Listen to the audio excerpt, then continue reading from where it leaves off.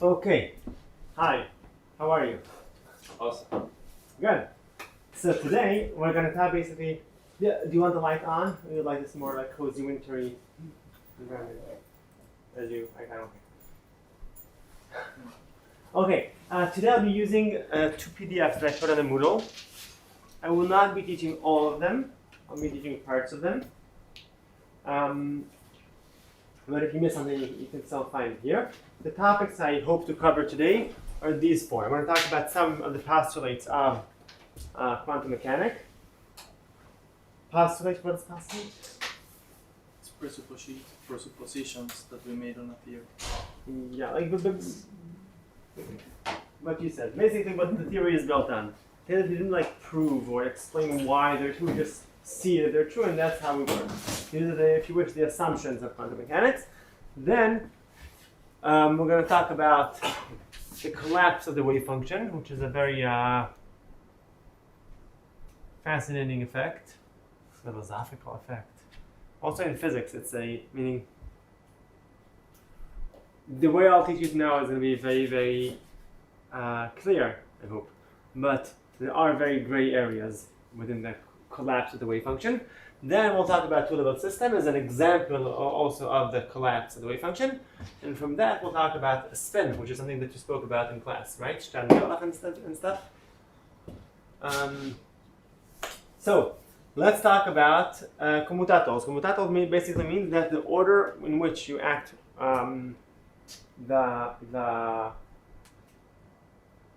your operato matters.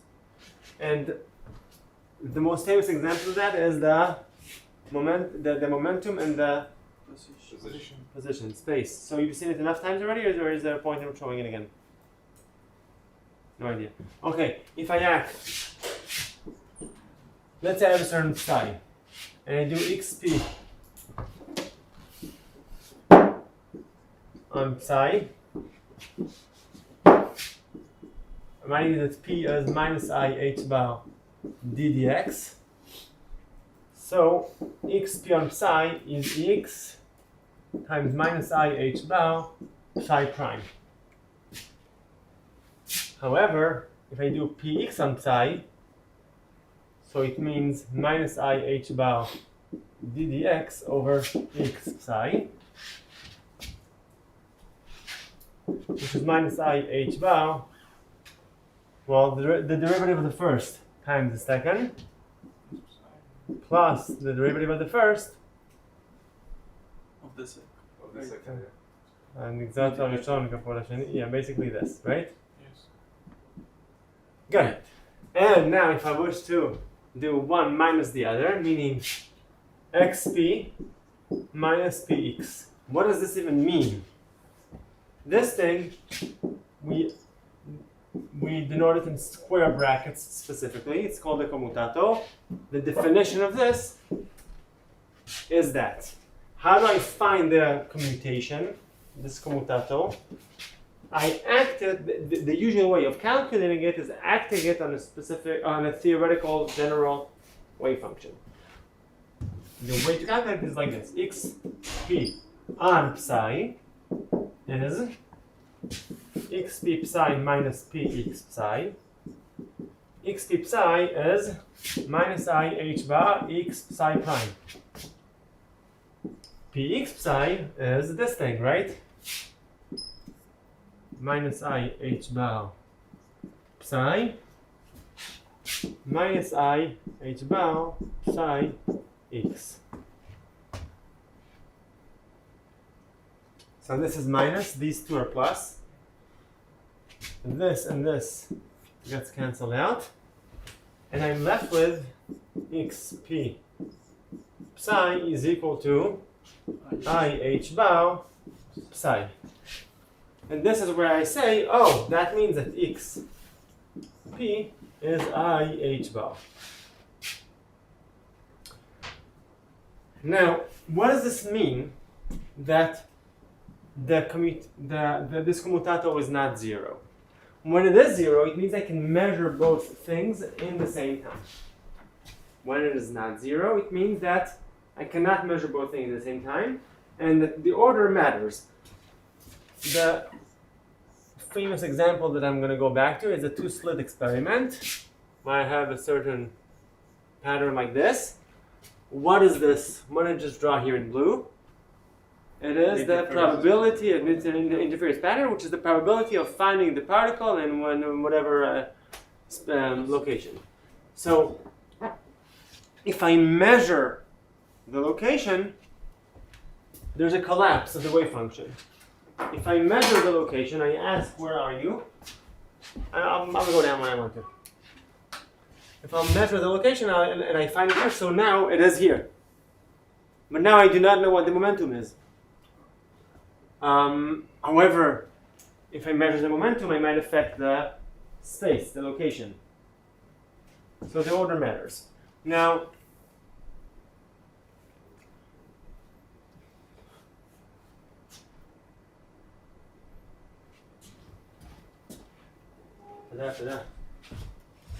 Tada is thank you in Hebrew. We're going to start practicing Hebrew, okay? Here and there. So, let's show you some of the properties. There are in general 3 options in commutators. One is that A, B is equal to 0. This means you can measure both things in the same time. What is the good example for that? Well, the simplest example is to take x and x squared. Might seem silly, but if I act it on psi, it is x times x squared on psi minus x squared times x on psi, which is 0. This was not very interesting, right? Let me tell you something more interesting.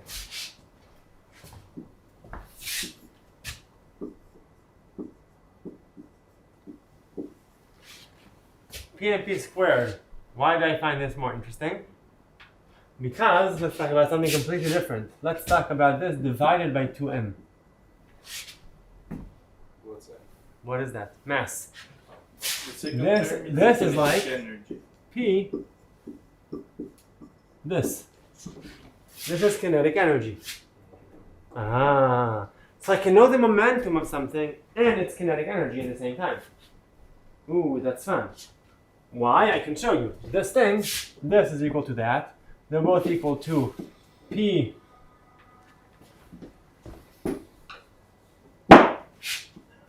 times P squared over 2m on psi minus P squared over 2m on psi with a P here, which are both 0. They're both P cubed over 2m on psi. So when the commutation relations are 0, I can measure both at the same time. They share their eigenstate. Do they share also eigenvalues? No. Of course not, because they're different units. They're different things. It might. If you do the commutation of A and A, then they also share eigenvalues. But these two are not going to share eigenvalues. They are going to share eigenstate. Is that clear? Of course.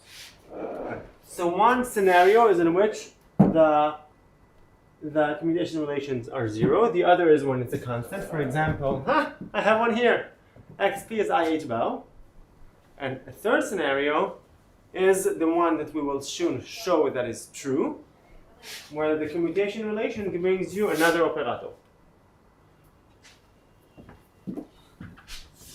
If I look, I hate the erasers here. Oh, this one better. A little better. If you think of operators as matrices. So linear algebra, so of course if I multiply, if I do AB minus BA, I can get 0. I can get I times a certain number, the identity matrix times IH bar, or I can just get another matrix C. So this is an operator, a constant for 0.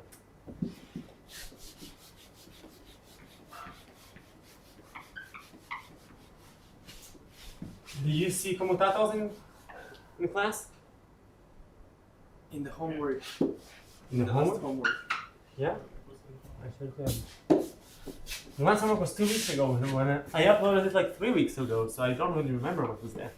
It was just the angular momentum and the position momentum. Oh, that's that's very. That's about what I was planning on showing you now. Maybe I shouldn't.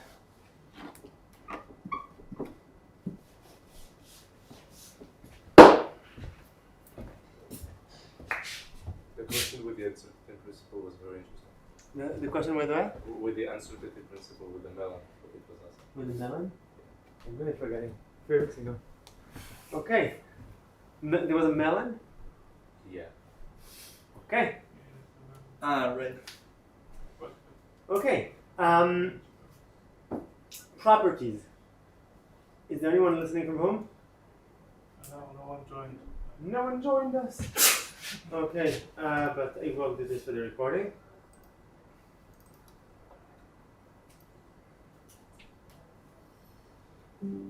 You are presenting your screen.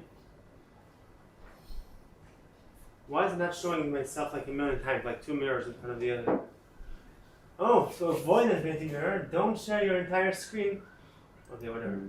So, not this. Here I just want to show you, I do not remember your names in the back. What is your name, please? What is your name? Call. Kahal. Yeah. Okay, do you see this? Yeah. Good, you're the farthest. So, what we see here is, the first one is quite trivial. AB is, AA times AA is 0. The commutation of A and B is minus the commutation of BA. All those things, how do you show them? You open them up. Then I have A plus B. Commutation of C is AC plus BC. ABC is like ABC plus ACB. ABC is ABC plus BAC. I don't remember any of them, but they might come in handy. How do I show that they're true? Super easy. Let's show the last one. Freaks. ABC. ABC. I open first the left side. ABC is ABC minus BCA, right? First, second, minus second, first. Now, AB C is ABC minus BAC. So the C is always at last. And then I have BAC. B times AC is BAC minus BCA. If I do this plus that, AB times C plus BAC is this plus that. Hey, these two cancel each other out.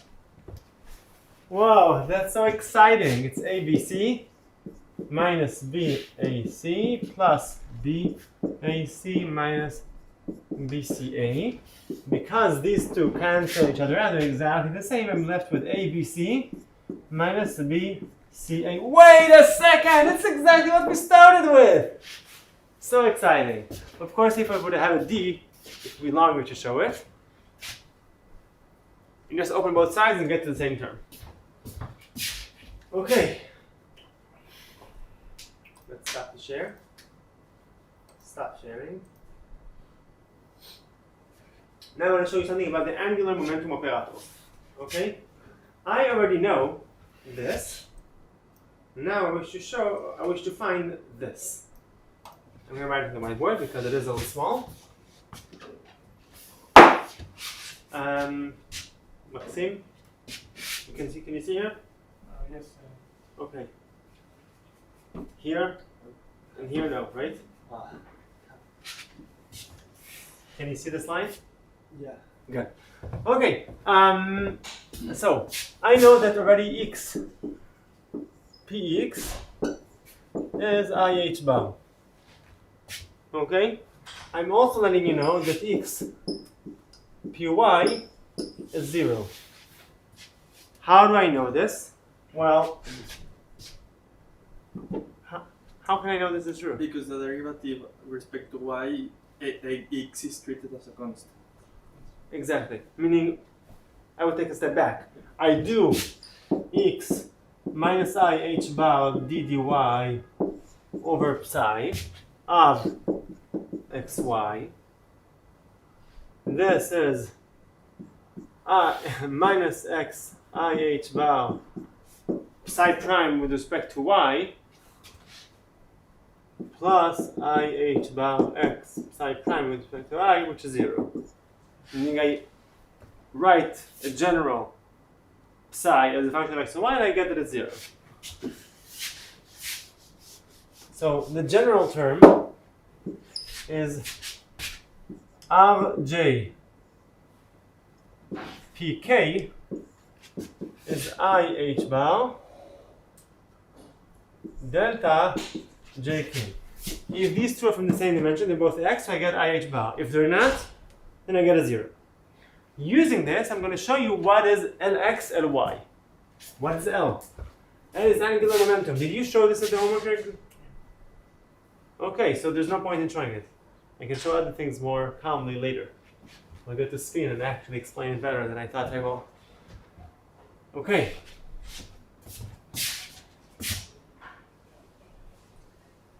Since you're here, I remember that L is R cross P, Lx is R cross P in X, Ly is R cross P in Y. I open it all up, and things cancel each other out. If I do X PZ, I get again 0. Y PZ, ZPY, whatever. Good. Altogether, I get this. Lx, Ly gives me basically Lz. Okay, this I wish to skip. Did you see this term in class? Heisenberg picture and evolution of operators? No. Yeah, I thought so. I just wanted to make sure. I also didn't plan on speaking about it today. Wave function collapse.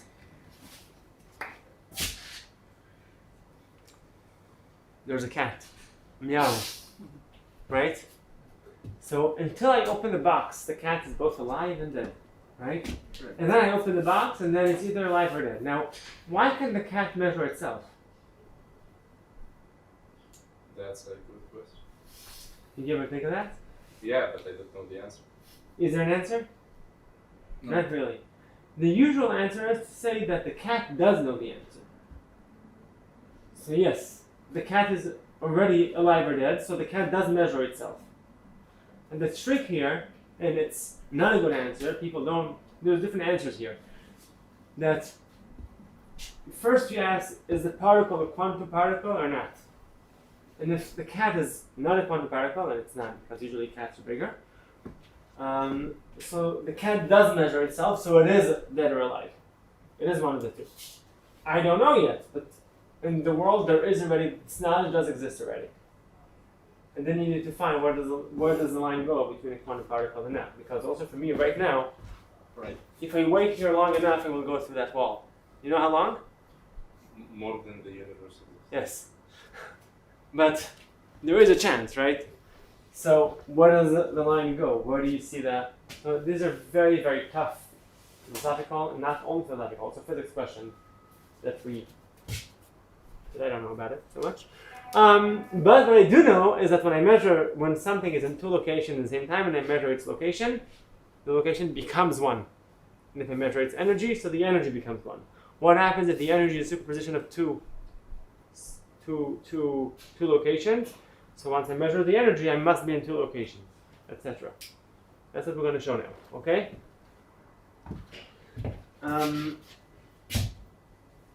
So in here, this PDF showed it with harmonic oscillator. Did you learn about harmonic oscillator? Not yet, which is why I'm jumping to here.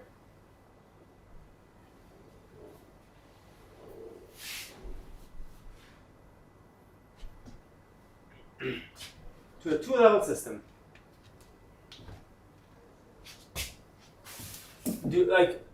You've met enough the concept collapse, right? I can assume that you understand what the word collapse means, and now my job is to exercise it. Am I correct?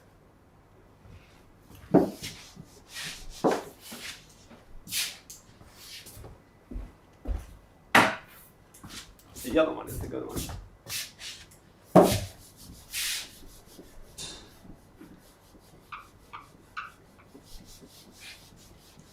So, one of the tough things at war times is how to transmit messages without other people knowing what you transmitted. You want to encrypt things, right?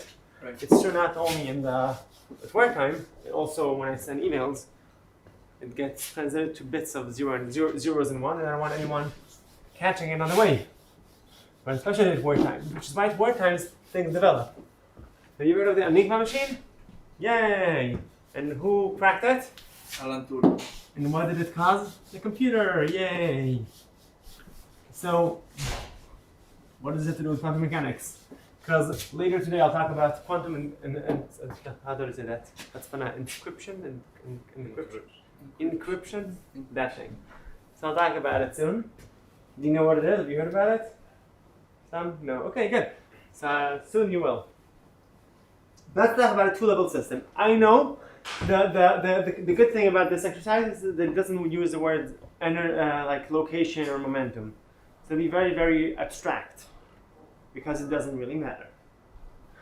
Okay, so I am given a system that has two states. I call them 1 and 2.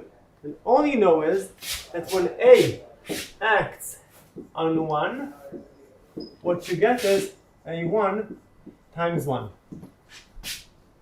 And that when A acts on 2, what you get is A2 times 2.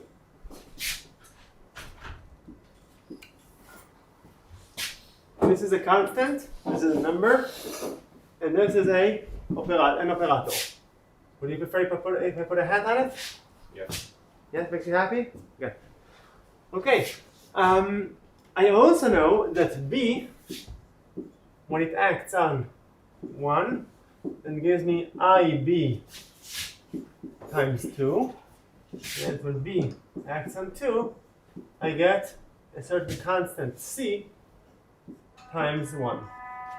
So, I can see that 1 and 2 are eigenstates of operator A. They're also not eigenstates of operator B.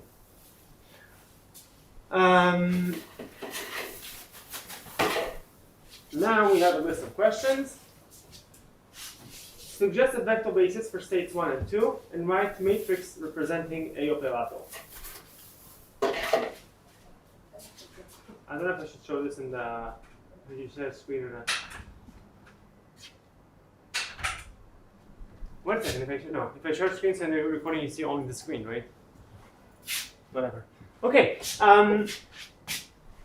So the easiest choice would be to define 1 as 1, 0 and 2 as 0, 1. Why? Because they're orthogonal and they're normal. Could I have chosen something else?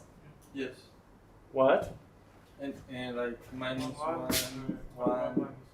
1, 1 and 1 minus 1 over square root of 2. of 5 to be normalized. Yes, good.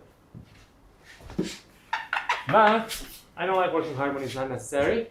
I want to minimize the energy I use on the homework. That's why I do 1 and 2 this way. So what would be operator A? Of course, A would be A1, 0, 0, A2. This way I see that when A1 acts on this, I get A1 times this. When it acts on this, I get A2 times this. Is this clear? Good. Now,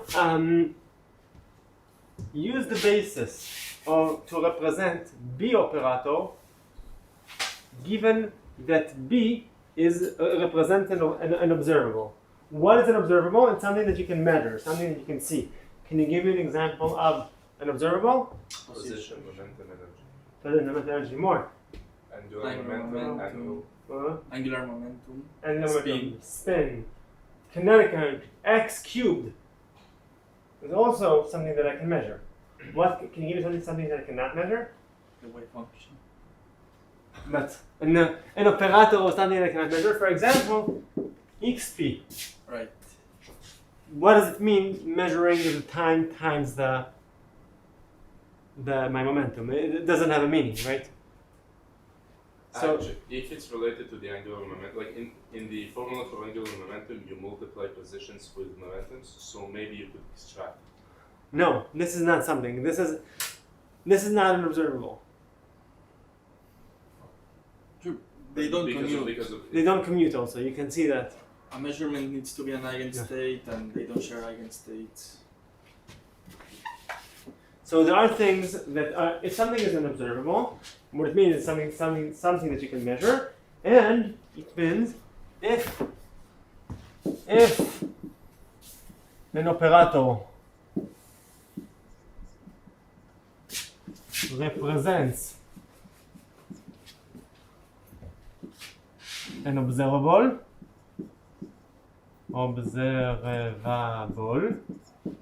then it must be Hermitian.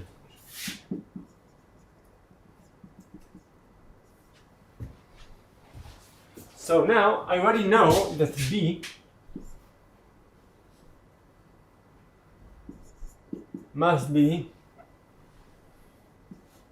0 IB C 0. This I know already from here. You really don't want the light on? No. What? It will be better.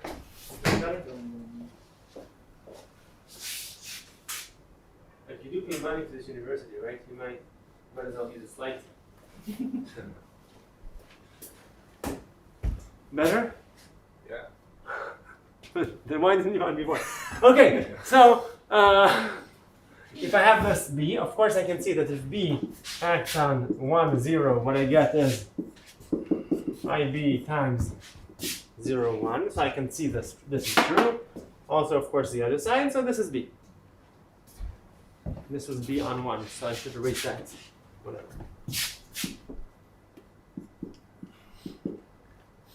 Now, if I want it to be a mission, what does this need to be? His side adjoint. The common conjugate of this, right? You do transpose, and you do the common conjugate, and it must, like, I want B transpose and common conjugate to be equal to B. Now, B, if I do the complex conjugate, I get IB here, 0, 0, and C complex here, right? So what is C? Also, we need to complex B, right? B also Yeah, no, B is real. Okay. We're not that mean. I should. You're right. I should have stated it. So therefore, I can conclude that C is minus IB. And now I can rewrite the vector B as 0 IB minus IB 0. Okay, so I have an operator. Now we're asked find the now let's see. Do the two operators A and B commute? Do they share common eigenstates? Let's see. First of all, I can see that they do not share eigenstates. 1 and 2 are eigenstates of A. They're not eigenstates of B. Therefore, they do not share eigenstates. If they do not share eigenstates, for sure they do not commute. How can I also show that they do not commute? By calculating the commutator. Yeah, I can do what is AB. The way I do it is, well, A1, 0, 0, A2, and here I have 0 and 0, IB and minus IB. Does anyone here does it like this, or is it just me? Just me. So how do you remember which row goes with this line, with which line? You actually think? There is an easy way to do it, because if you multiply by a matrix from the left, and it has a unit vector in one of its rows, then you know that it copies the appropriate row from the other matrix, and that's how I think of it. Oh, of course, me too, me too. So here I have this times this, plus this times this is 0. I have this, I have something, minus IB A2. Here I have this times this, it's IB A1 and 0. What happens to the other one?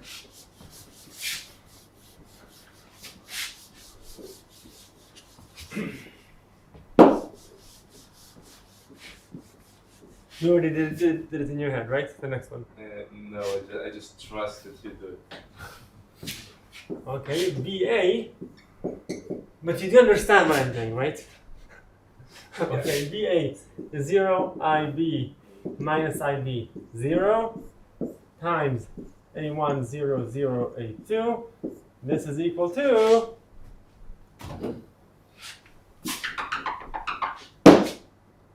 well, I have here 0 0, this is 0. Here I have minus IB A1. It's already different than this. I already showed that it doesn't commute. It doesn't commute. Here I have this, and here I have IB A2. Not the same. If I do this minus that, so AB minus BA would be 0 0. And here I have IB times something and IB times something else. Here I have IB minus IB A1 plus A2. And here I have IB times A1 plus A2. Not 0. It doesn't commutate. Okay, now we're asked, it's question D.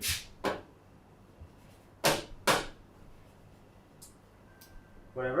Find the eigenstates, find the eigenvalues and eigenstates of B. I can erase everything, right? We can also put the operators in terms of the Ketvra. Yes.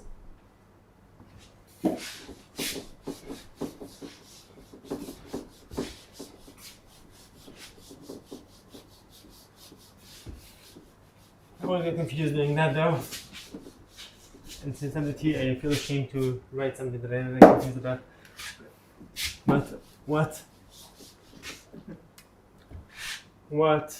Joseph means to write is that the operator A is the sum of final initial. Am I correct here? That's what you want to say? Right. I do all the final initials, 1 1, 1 2, 2 1, 2 2, and I get this. And same for B. And it's missing the coefficient of each operator. What? You have to put a coefficient, right? Or no? No, the final already includes right, the right. coefficient. Right. I can write here AI, whatever. Right. What do you mean by final initial? What I mean here is that A is equal to sum over I, A on I. I have here two states, right? State 1 and state 2. When A acts on 1, let's show it this way because you go back to linear algebra. If A acts on 1, I get A1 times 1, right? Right. And then I get, here I get A1 1 plus A 2 2. Oh, by final you mean that What happens after the operator? Yes. So here I get A. What does this give me? If I do 1 0 times 1 0, I get, when A acts on this, I get A1. So I get this plus when A acts on 2, I get A2. I get 0 0 0 A2. I could do it again for B. Would it help if I do it for B? Would it make anyone happy here? No. Okay. So I showed that they do not commute. Now let's see that. Let's find the eigenstates of B. What are they going to be? Probably 1 1 and 1 minus 1, right?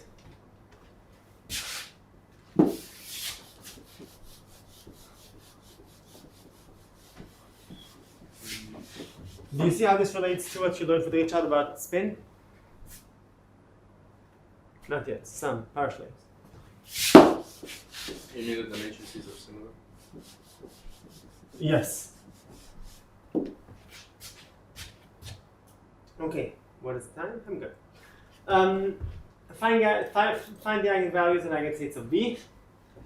So if B is 0, 0, IB minus IB, so what I need to do is minus lambda IB minus IB.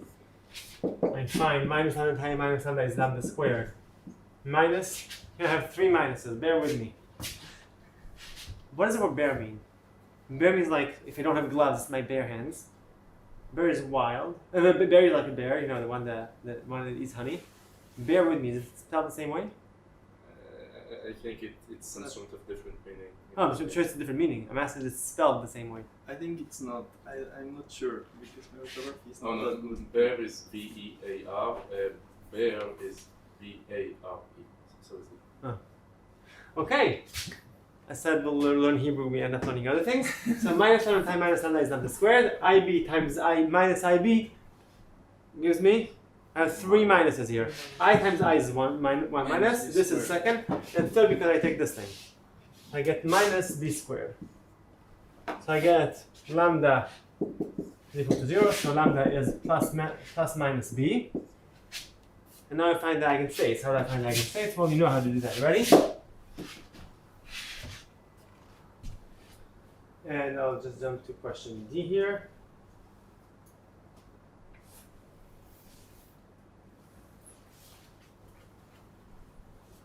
Okay, we get here.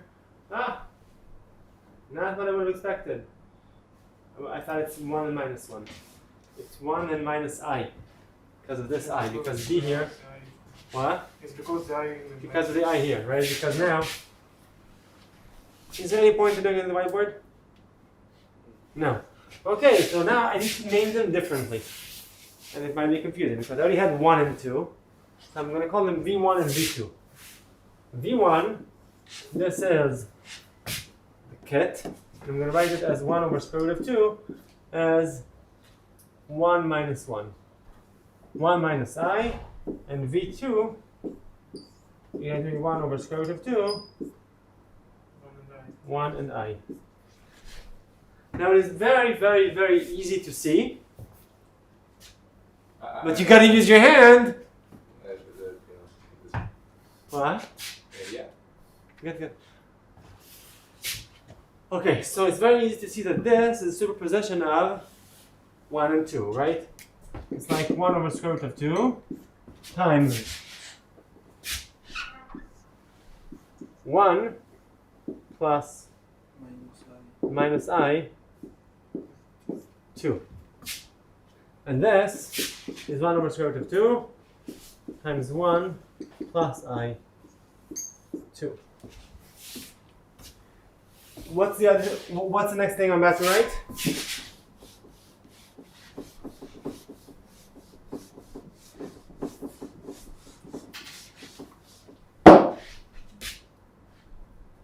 The operators in terms of that. Now I want to write 1 is 1 over square root of 2. Well, if I add this and that, what do I get? The minus I and the I cancel each other out. I have 1 plus 1, which is 2, divided by the square root of 2. I can say that V1 plus V2. Whereas 2 is going to be 1 over square root of 2 Minus. times V2 minus V1. Am I correct here? No, I missed an I or something, right? Need to hear minus I or something. Plus or minus I don't know. One of the two. So my energies, wait a second, energies? Who spoke about energy? I have no idea what these operators are. Yet I can tell you that operator A and operator B measure different things. They're both observable. One can be the energy and the other can be the space or whatever. And knowing one means not knowing the other. And if I know V1, it means I'm exactly at the superposition of these two. If we know, and if I'm here, I'm in superposition of these two. So now let's take this system. Let's practice some collapse. Okay? Let's take this system, and I want to move from state V1 to state V2. What are the steps I'm going to have to take? And what is the chance that I will succeed in going to here? You need to measure the system, and if you're in V1, you have to let it evolve, and then you choose the right time for the probability of V2 to be maximal, and then you measure it, and you hope it's V2, if that's what Never be. Okay. The thing here is that I do not know what is the time evolution. I don't know which one of the time evolves with the energy, right? I don't know if this one is the energy or if this one is the energy. Oh, and it also can be a stationary state, right? So it won't exit. What? It can also be, I forgot it could also be a stationary state. So if you measure. Exactly, meaning. Yeah. What's your name again? Sorry? Eliyahu. Eliyahu. What Eliyahu is saying is that if this is a stationary state, then it is an eigenstate of the energy operator, which means that if I leave the system at that, it stays at that forever, unless I measure it. Let's for a second assume this is a stationary state. So I'm now at V1. I'm totally at V1. I leave the system for a year, I come back, it's going to be at V1 for sure. But what happens if I measure now I don't know what this is, that, okay? I measure that. Once I measure that, then I'm for sure at the superposition of two different energies. Right. Now, once I'm at two different energies, then I can measure now again the energy. What happens if now I measure the energy? You can get now. I might get to V2. What is the chance of this happening? The coefficient squared, so 1/2. Okay? Now, let's say I went to V2. I went to V2 and I want to go back to V1. Same process, right? It is a stationary phase. If I stay here, nothing happens. But if I move, if I measure, does it matter which one of the two I measure? No. No, I measure one of them, then I can go back, right? So I hope this clarifies a little bit what collapse is. Did it help it a little bit with understanding what collapse is and how it works? Maybe. You're not going to say no, it's not right. What is the next question here? Let's see if it's going to help us at all.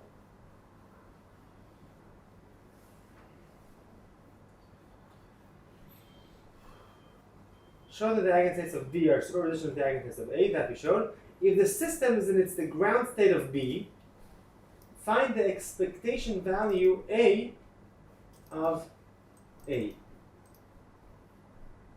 Meaning here we tell you that B is the energy. Okay? What is my mean? Let's say this is location. What is my mean location? How do you show a mean location? You do a sandwich, right? Psi, A, psi. By ground state, you mean? Oh, what is ground state? So let's say B is real and positive. So the ground state is the one where my lambda is It's the minus lowest. B. It's the lowest. Okay, I don't remember which here is the one with minus B? I think the second one is with the minus. Okay, let's assume it is. If not too important. So now I want to know. We can always change the question after. Yeah, let's say the question. It's not important. So now I am at V2 and want to know what is A. So what I do is V2, A, V2. And the first time I'm writing this, I'm writing here as three, is this thing? This is the definition of the mean of A. Okay, I know that I'm at V2, the mean of A is this. Now, there are a few ways of doing it. The easiest way of doing it is writing V as a function of 1 and 2.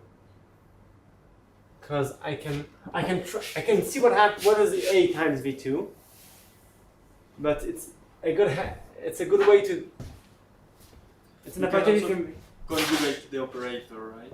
because it's a 2x2 matrix and two vectors of 2, then it's quite easy, right? So let's see. I have V2. So V2 is 1 over square root of 2 times 1 minus I2. You agree with that? Why is there a minus here? Because it's a bra. In the bra, I take the complex conjugate. This is V2.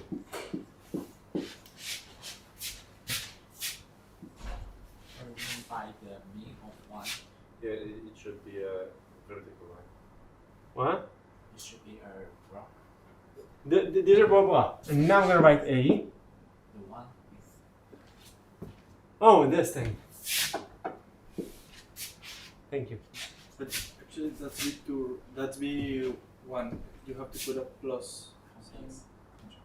conjugate. You come. Aha! I got you confused. Right. Means there was a point in teaching this. Right. Right? I took the common value because it's the bra.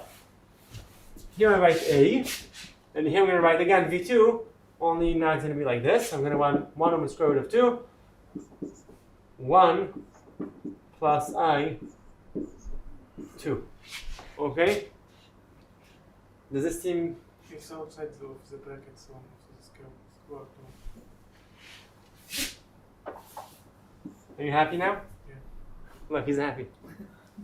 Okay, so this is about to become very easy because 1 over square root of 2, 1 over square root of 2 is 1/2. When A meets 1, it gives me The 1, 1. A1, right? Right. And then I have 1, 2, which is 0, and 1, 1. So I have here, let's say, A1 times 1, 1. Now I have minus, when A acts on 2, I get A2. So I got plus A2. A2. I have here an I But times minus I times 2, 2. Meaning I have all the other terms. I have also the term going 1 with 2 and 2 with 1, but they're not interested because they're going to be 0. This gives me 1/2 of A1 plus A2. That's nice. So there wasn't a real fundamental new understanding of the system here, right? I told you that my energy is this one, so my location is the mean of the other two, right? So that's what I have here, the mean of the other two. It's not very surprising. What the point of this is to show you manipulation of how writing things as a function of the other can make things easier. Here it wasn't too bad. Why was it not too bad? Because it's 2 by 2. What would have happened if it's 3 by 3? 4 by 4. Then it's annoying, right? But doing A on 1, A on 2, A on 3, A on 4 is very easy. And then you have only the 1 and 1, the 2 and 2, 3 and 3, and you're finished. This will come in handy if we hopefully get to harmonic oscillator this semester. So there you have these states. Harmonic oscillator, when we get to it, working with a function or with the matrix is impossible. If working with states like this is very, very easy. Okay. I think this is it for what I wanted to show here. Yes. And we can talk about spin. Okay. So let's talk about encryption. Basically, how does it go? I give you a key. The key is every A is represented by the number 1. Every B is represented by the number 2. Okay? It's not a very secretive, it's not the best code ever. But someone gets it and oh, he sees numbers. Oh no, what do I do? Of course, you can do dots and different drawings or whatever. But if I send enough messages, there's a way to decrypt it, right?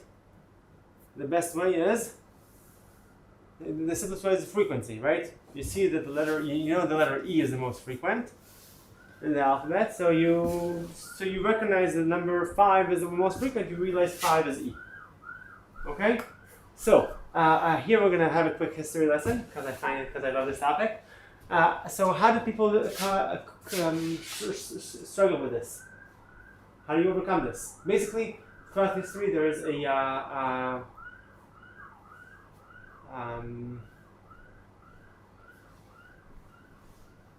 there's always a war between people trying to invent new codes and others that want to find new ways to decrypt codes. So what you have in ancient Greece was, I don't know, you have people shaving their heads, writing something on the skull of the messenger, letting the hair grow back, and then sending him somewhere. And then no one would think he's carrying a message, but he's actually having it on his skin under his hair, right? So there's a way of hiding the existence of a message. Not good enough for us. We want ways for people to, even if they find the message, to not be able to read it. So you have changing numbers.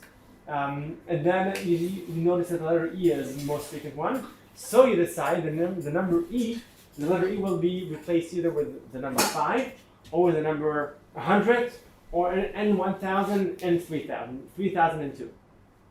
Oh, but this now the frequency of these numbers has reduced, right? Still, very easy to decrypt it. Lots and lots of methods were invented over the years. There was a code made by Louis XIV friends, and only like 10 or 20 years ago we finally decrypted it. It was very different because every number didn't replace a letter; it replaced a vowel. Like it didn't say b, g, it said ba, ga, b, b. Whatever, all those words, all those vowels were also replaced. So that's how people didn't understand it. And finally, people came up with the best idea how to decrypt messages. Quantum mechanics. How will it happen? Based on this and based on the spin.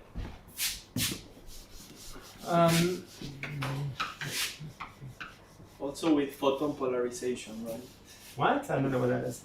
Oh, same thing, no? Yeah. It's kind of. Just, it's the same mathematics, different physics.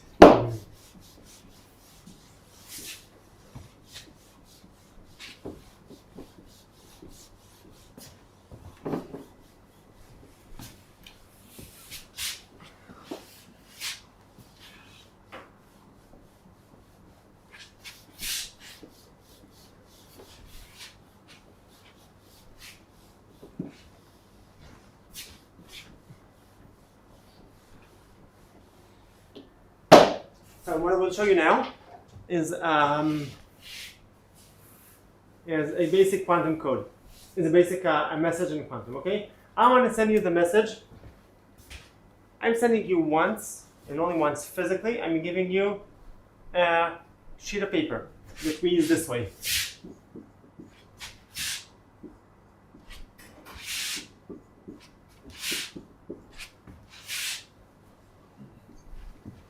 Okay? This is a secret. Only you have it.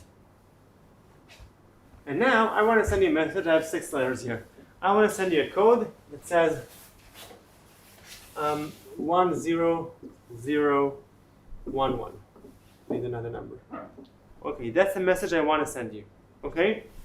So I make sure to send you the message that says sorry, this was 1, 2. This should be down, down, Left right, and up. and up.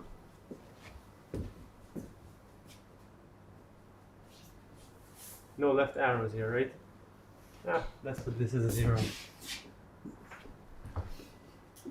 Okay, that's the message I want to send you.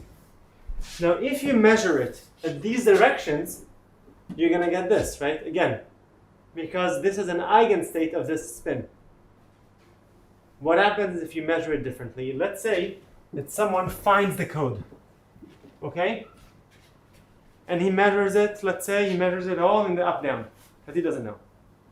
Okay, he measures it in all up-down. So here he's going to get up, here is gonna get, One half. Up or I don't know, up or down. Oh, here is gonna get up, here is gonna get up, here is gonna get up, but, oh sorry, here's down. But in these two, you might get up or down, right? Right. So one of them is going to get up, and one of them is going to get down, statistically, okay? If there's a longer message, half is going to be like this, half is going to be like that. What happens now? First of all, he can't read it. Because if half the spins are not in the direction that he has, he was not going to be able to read it. Secondly, I will know that someone tampered with my messages.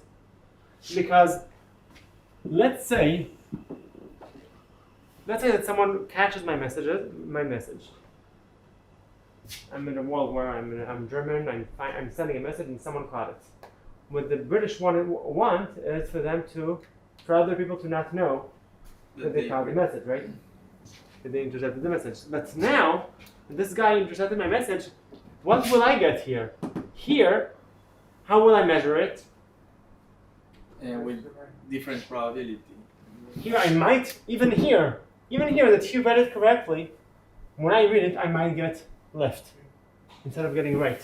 And here, again, right or left. Right, you could.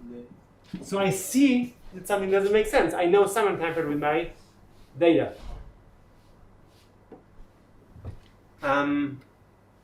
So this is basically quantum encryption. All I need to do is to give you for once physically this, and from now on we can send messages safely. It doesn't bother me to give anyone this box with pins and tell him what's the order. You start with this one, then this one, then this one. There's nothing that he can do with this. And if he does, I'll know that someone touched it. Honestly, it's hard to say that the message is even encrypted. It's just that there is a certain way of measuring the message that will allow you to read it, but it's not really the same as encryption. That's how people call it, quantum encryption. The only problem with this is that for now, it only works for very short distances. Because otherwise, I don't know, something changes. So here I did something with only two directions. Was this interesting? I find it interesting. Okay. Partially, I guess. Yes. What? I did my final project in quantum computation, so I find it interesting. Yeah. Okay, so now we're going to see how it works with quantum, or we'll just spin. First of all, what is spin? Spin is just something we observe. We don't really understand it. We know that every particle in the world has a mass. The mass can be zero, but has a mass. It has a charge. The charge can be zero, right? If you're a neutron, your charge is zero. But you have a charge, you have a mass, and you have a spin. But what is it? We have some intuition to what a spin is. We have some intuition to what a charge is. We have zero intuition to what a spin is. Why is a spin 1/2 and not 3 million? I don't know. We don't know what it is. We just know that it is. How do we see it? How do we measure it?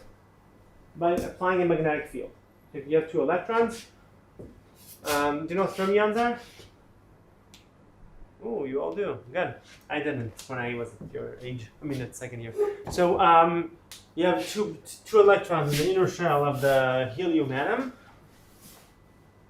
You have two electrons here. One is up, one is down. So their energy level is the same. They're both in the inner circle. But if you apply some magnetic field, you see that they have a slightly different energy. Then the energy is split. This is the spin. Okay, people. Why is it called spin? No reason. Historical reason. People used to think that maybe it becomes when the electron rotating around itself, like the Earth is revolving around itself. It's not the reason. We don't know why it is. It just is. That's a Simon effect, right? Yes. As far as I remember. So, here we have the Pauli matrix that describe the spin.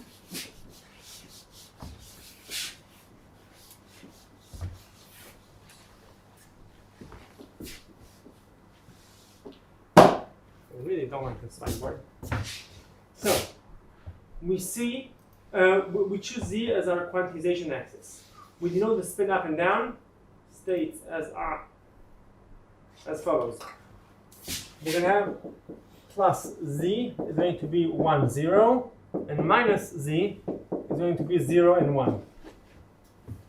I'm allowed to choose this basis, and therefore sz, it's an operator, is going to be h bar over 2 times 1 minus 1, 0, 0. Okay?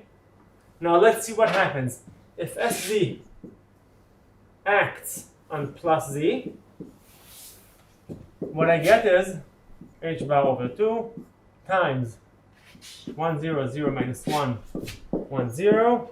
This is equal to h bar over 2. So if I measure, I ask the spin, what are you? And I measure this spin with this operator, I get h bar over 2. If I do sz over the minus z state, I get h bar over 2 times 1, 0, 0 minus 1 over 0, 1. What will I get here? Minus h bar over 1. Very good, minus bar over 2, so this is the basis. And now I'm telling you that if the spin is at a plus z state, I can measure its spin in the y-axis, or in the z, in the x-axis, which is basically what I did before. What I did before is this and this, right? But I have a third axis, right? This way. By this, the key that I'm going to give my my commander in the army, or whoever it is, if I do quantum encryption, is going to have even more options, and even harder to. If someone catches even a short message, I'll be able to know it. So I can tell you that Sx is h bar over 2 times 1, 1, 0, 1. Sy operator is going to be h bar over 2. The minus is up. What? The minus I is up. The No, it's okay. It's better. Okay, minus I and I. Okay, so there's a Sy, Sx, Sz. And this constant here is too long for us.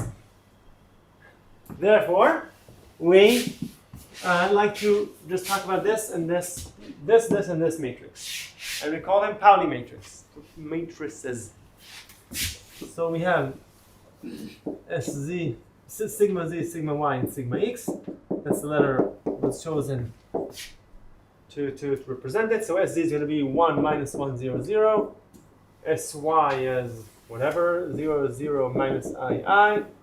And sigma x is going to be 0, 0, 1, 1. And I can see that if I'm at a z state, I'm in the plus z state, so I'm at a superposition of different x states, the superposition of different y states.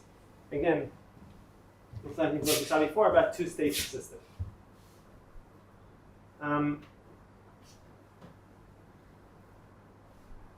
So these are the Pauli matrix, and here we can see stuff that is common to all of them. Present now. No. Share. So, this is finished. So, these are my sigma, and I see that the Kappa conjugate, they're all Hermitian, which makes sense, right? Why does it make sense? Do they represent an observable? No, they don't. Sigma doesn't represent observable. S does. But it's just a constant between them. Sorry, I had to. Okay, sigma I, sigma j. What? It's a real constant. Which is Yes, because it's multiplied by.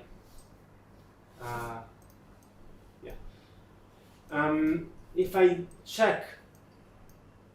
check the spin on x and then the spin on y, it's not the same as the y and then the x, and it's I times 2 times Levi-Civita sigma k. Do you know what Levi-Civita is?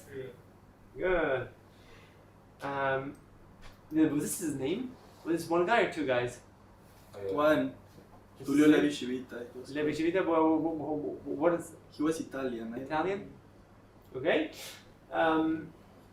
If I do sigma I times sigma j, so I got delta ij times the same one, meaning if it's the same one, I get the same one. I get 1. But if it's different, I get the third one.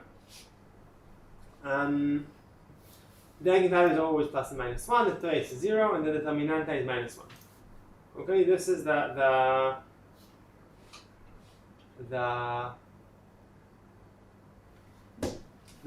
this is true to all Pauli matrices.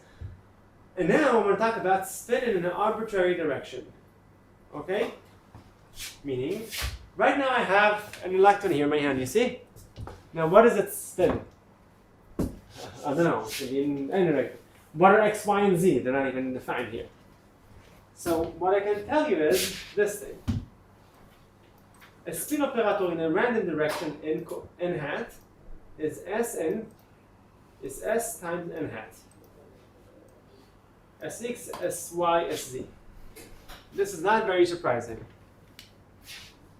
It means I can measure my spin in all directions possible. Sx, Sy, or Sg. Just decide what are x, y, and z, and then be ikvi.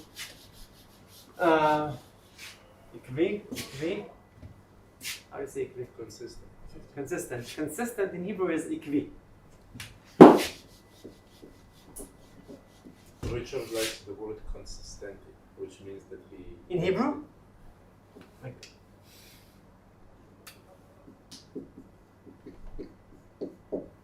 this?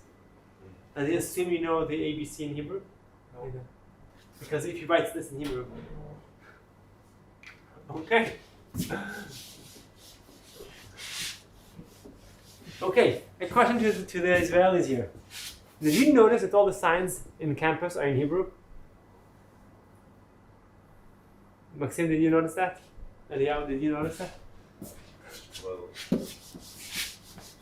No, you didn't. Neither did I, until I had a colleague who didn't speak a word of Hebrew. Did you notice that?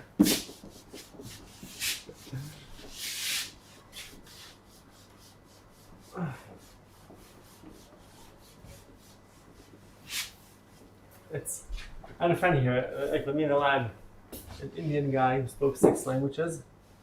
And it's funny, like he has a PhD in physics, knows 6 languages, very knowledgeable, but he comes here and he cannot go to the bank alone. Right? He cannot read a sign. Like I didn't realize how unfriendly this, I don't know if this campus or this country or whatever, people who don't know any Hebrew. So good luck. I hope you have help with whatever you need. If you need anything, Maxim is here to help you. He's amazing. So now I'm going to write down this. Spin in an arbitrary direction. Sn op is S ops times n hat, where S op is Sx I hat plus Sy j hat plus Sz k hat. And now I wanted to ask you, what if a spin has is a plus z state, and I measure its spin in an arbitrary direction? It's up, and I measure its spin this way. What are the chances that it'll find up or down? This is a very hard question, right? How do you start even? So this is what we're about to do. We're going to use spherical coordinates, out at the feet, and we're going to answer the question. And what I expect is, let's see if you agree with me. The spin is up now, okay? I measure its direction this way. Now, my guess is that I'm going to find either up or down, right? Plus or minus. I measure it this way, I expect to find a plus. If I measure it this way, I expect to find a minus. If I measure it this way, I expect the chances to find a minus to be higher, right? So this is what I'm expecting. Let's see what I'm actually getting. And this is going to be just some basic math. In many problems, the question is only how do I start, right? So n hat in spherical coordinates is sine theta cos phi I hat plus sin theta sin phi j hat plus cosine of theta k hat, where theta is the angle that goes from 0 to pi and phi from 0 to 2 pi. So, if I measure this times that, it's actually quite easy now, right? Because I already know what S is, right? S is, instead of writing S times n hat, I just rather write h bar over 2 times sigma times n hat. Because I don't want to carry the h bar over 2. As I said, this content is too heavy for us. Even though H bar equals 1, right? What? H bar is no, it's 2. It's a So, now what I want is to write here sigma times n is going to be 0, 1, 1, 0 x hat. Instead of x hat, well, let's multiply directly by this, okay? Sine theta cos phi plus 0 minus I 0 times sine theta sine phi plus 1 minus 1 0 0 times cosine of theta. I just took the definition of sigma and the end and multiplied between them with the dot product here. Okay, I know how to do this. I just need to add these different terms. What I get here in the 1 term, I get just this guy. Sorry, this guy plus this guy, right? So I have sine theta cos phi. Oh no. Wait a second. Oh no, sorry. Here I get cos theta. Here I get sine theta cosine phi minus I sine theta sine phi. right. So sine theta cos phi minus I sine theta sine phi. It's my person almost as tired as you. Here I'm going to have these two terms. So I'm going to have sine theta cosine phi plus I sine theta sine phi. And the last term here I'm going to have minus cos theta.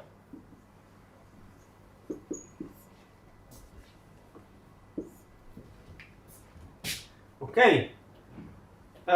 Here I have sine theta that I can take out, right? Right. And you can use Euler expression. Oh, I can use other equation. I have here cos phi minus I sine phi, right? I can have here cos theta and sine theta e to the minus I phi. Here again, I can take out the sine theta out. I'm going to have e to the plus I phi. And here I'm going to have minus cosine of theta. Now, why does this result make me super happy? First of all, yeah. I would say because it allows you to calculate it easily, and also I'm not quite sure how to describe it, but it kind of reminds me of how you can take a wave and move it by a phase. Something similar happens here when you multiply it by this. So in optics, you see how you can rotate something, so it is related to that. But I would start with something more basic. I see that it is Hermitian. These two are the complex conjugate of each other. Sine theta is sine theta, e to the I phi and e to the minus I phi are the complex conjugate of each other. What are the eigenstates? I expect the eigenstates to be 1, plus minus 1, just like before. I expect all these things to be true. What is the trace here? This plus this is 0. So all these things is just basically another Pauli matrix, which is a combination of all three in just an arbitrary direction. Now I can ask what are the eigenvectors and the eigenstates. The eigenstates are of course plus and minus 1. What are the eigenvectors? Well, I chose this direction. What is it? That's all I can ask, right? So, we asked how to play matrix sigma of this direction. We just did. What are its eigenvalues and eigenvectors? Well, not fun, but not horrible. The eigenstates are going to be this times this, minus this times this. So I guess minus cosine theta squared minus this times this, right? Oh, sorry. That's not how you do it. That's not how you do No, it. you minus put lambda. the lambda. Yeah. I guess I'm also getting tired just as much as the marker is. Cosine theta minus lambda minus cosine theta minus lambda. Here I have sine theta e to the I phi. Sine theta e to the minus I phi. This is equal to cosine theta minus lambda times cosine theta plus lambda. These two are minus, right? So I put a minus here. Okay, minus this times this, which is sine theta squared. Because the e to the I phi and the e to the I phi cancel each other out. I get here cosine squared minus lambda squared, right? But I have the minus on everything here, right? So minus plus minus sine squared is equal to 0. Oh, I know! Lambda must be equal to plus minus 1. I'm so happy. It was possible to arrive at the same quadratic equation because by the Vieta theorems, if you know the product, if you know the product and sum of two numbers, it allows you to construct a quadratic equation such that these numbers are the solutions of that equation. So by calculating the determinant, which is the product of the eigenvalues, that same equation could be reproduced. So what you did before actually made sense. You're very kind.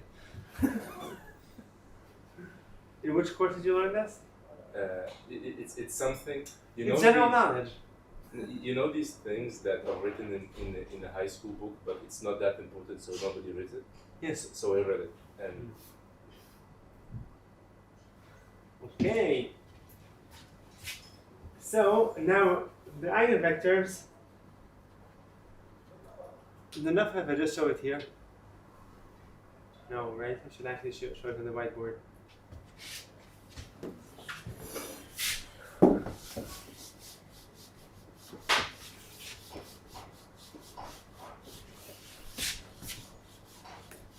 Who loves linear algebra? Basically, I think that's why linear algebra in first year is part of this degree, specifically for quantum mechanics. Which means everything there that is not helping for quantum mechanics should not be there. Sorry. numerical methods also. Yeah, you also need it there. You're right. Okay. So now I have cosine theta minus 1 or plus 1. B minus plus. Sine theta e to the plus I phi minus cos theta minus plus 1. Then sine theta e to the minus I phi.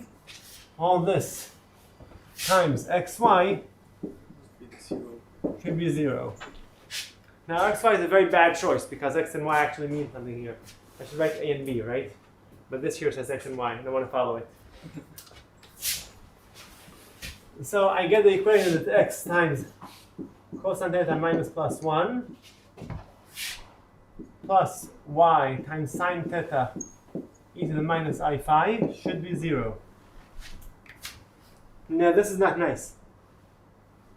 I could just decide that x is sine theta e to the minus I phi and that y is cosine theta minus 1.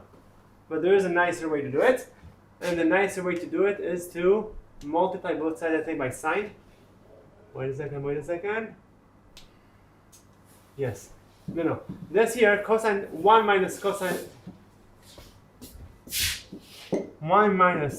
theta that I have here is 2 sine squared of theta over 2. And this sine theta is 2 times sine theta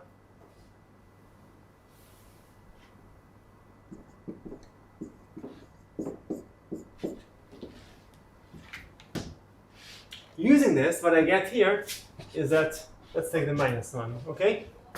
Cosine theta minus 1 is basically minus 2 sine squared. If I cancel out the 2 and the sine here with the square, what I get here, that's x times minus x times sine theta over 2 plus y times cosine theta over 2 e to the minus I phi is 0. I can, well, that's basically it. Now I can decide that x is the cosine and the y is the, I can write here, my marker is really getting tired. I can write here that x is cosine of theta over 2, and then y would be my sine theta over 2 times e to the I phi. And let's see that this solves my solution. So this was for the lambda equals plus 1. So there can be a plus state for this and a minus state for this. And my next thing to check is to make sure that what I got is coherent with what I expect. I expect that if theta is equal to 0, to get back a 1, 0, right? Do I get it? If theta is equal to 0, I get 1, 0. If theta is equal to pi, I expect to see a complete flip, right? If theta is equal to, what happens here? If theta is pi, I get here a cosine of half pi, but 0, and here I get a 1. It depends on phi, but Depends on phi, right? You're right. it's the difference between y and x. Yes. So this is how I can measure a spin in any arbitrary direction.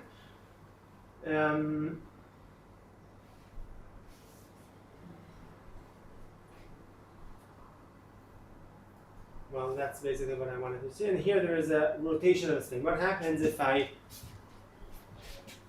measure the spin is up and then I measure it here? I'm probably going to still find it up, right? Then I measure it here. Then I measure it here, here, here, here, here. Then I might get a different result than just measuring it here and then here.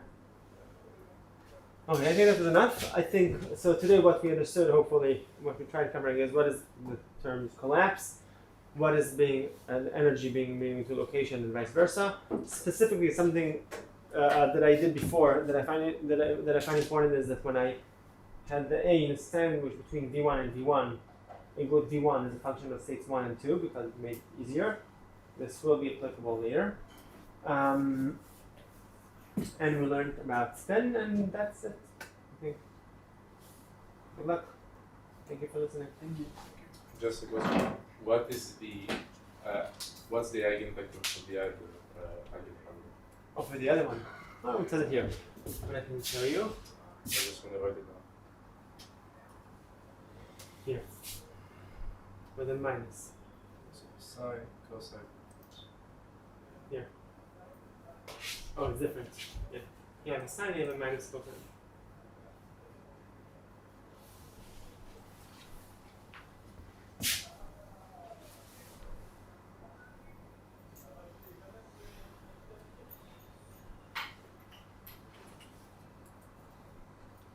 Can I close the recording? Oh, I just have your recording.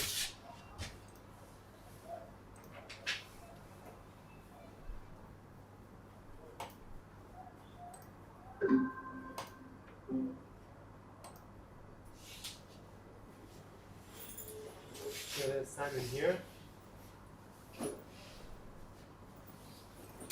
Let's see the assignment. The assignment I think is relatively easy.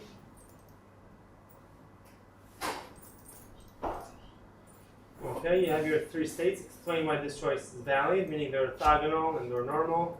There's just a different valid choice.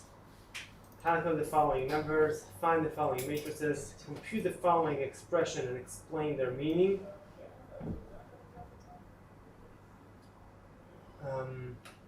Find the matrix U which transforms a state the basis defined by 1 through 3 to another one ABC, whatever.